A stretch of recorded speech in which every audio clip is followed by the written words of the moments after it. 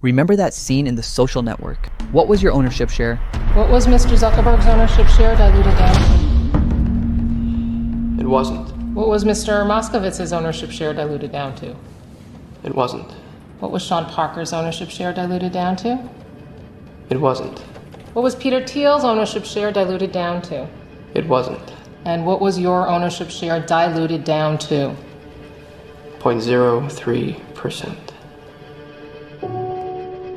Yeah, that line lives rent-free in every founder's head.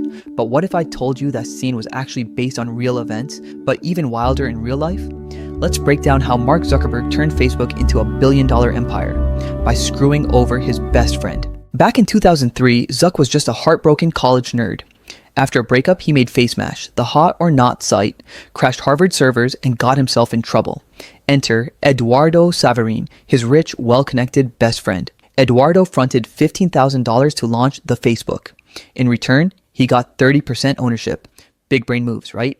But here's the twist. Zuck needed his money, not his friendship. While Zuck and Dustin Moskowitz moved to California to grow Facebook, Eduardo stayed in New York, working on another startup called Jaboozle.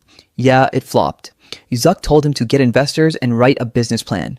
Eduardo didn't deliver. So Zuck met Sean Parker, the Napster guy, and Peter Thiel, the PayPal dude. Suddenly, Zuck had big-time Silicon Valley backing. But now there's a problem. Eduardo still owned a massive chunk of Facebook, and he wasn't in the loop.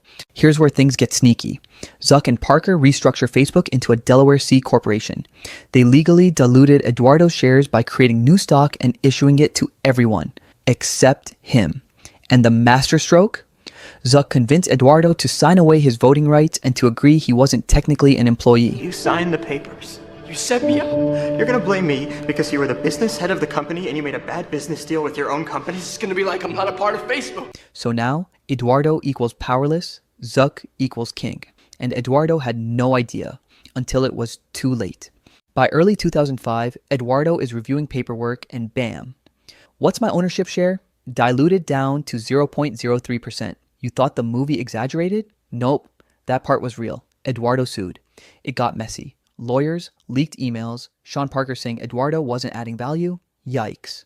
Eventually, Facebook settled. Eduardo kept the co-founder title and walked away with 5% of the company, which later became $5 billion when Facebook went public. Nice return on a $15,000 investment. Zuck? He ended up with 29% of Facebook, became one of the youngest billionaires ever, and still runs Meta today. The Winklevoss twins? They sued, settled for $65 million and went into crypto and lost a ton. Eduardo, he moved to Singapore, renounced US